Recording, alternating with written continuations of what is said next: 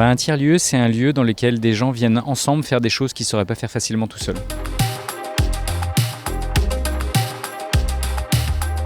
Je pense qu'idéalement, ça devrait devenir un tiers-lieu des tiers-lieux, c'est-à-dire un lieu dans lequel les responsables de tiers-lieux peuvent venir échanger, apprendre les uns des autres et là aussi faire ensemble des choses qu'ils ne sauraient pas faire seuls, dont par exemple pouvoir monter des projets collectifs et éventuellement, quand c'est nécessaire, mais pas systématiquement, discuter avec les pouvoirs publics pour réfléchir à ce qui peut être fait pour faciliter encore le déploiement des tiers-lieux et leur ancrage sur le territoire, y compris sur les territoires où ils ne sont pas forcément présents aujourd'hui.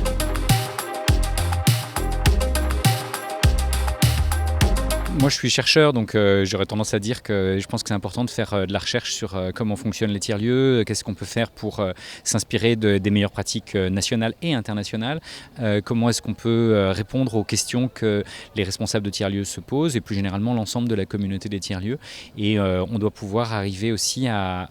montrer qu'on apprend plein de choses dans un tiers-lieu. Et je pense que la discussion avec la ministre du Travail par exemple est intéressante. Est-ce que demain on pourra utiliser son compte personnel de formation dans un tiers-lieu parce qu'on y apprend plein de choses et comment est-ce qu'on peut apprendre à structurer ce type de choses.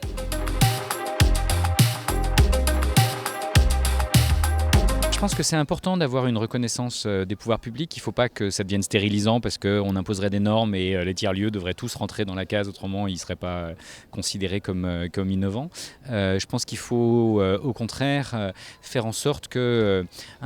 bon tiers-lieu, c'est typiquement un lieu où les gens viennent ensemble faire des choses qu'ils ne sauraient pas faire autrement. Mais parmi ces gens, il y a souvent des vilains petits canards, des gens de l'underground qui doivent venir, mais il doit aussi y avoir la partie éclairée des institutions qui doivent venir voir ce qui s'y passe pour s'en inspirer et éventuellement réfléchir à la réinvention des institutions. Et donc dans ce tiers-lieu des tiers-lieux qu'est le Conseil national, si on a à la fois des acteurs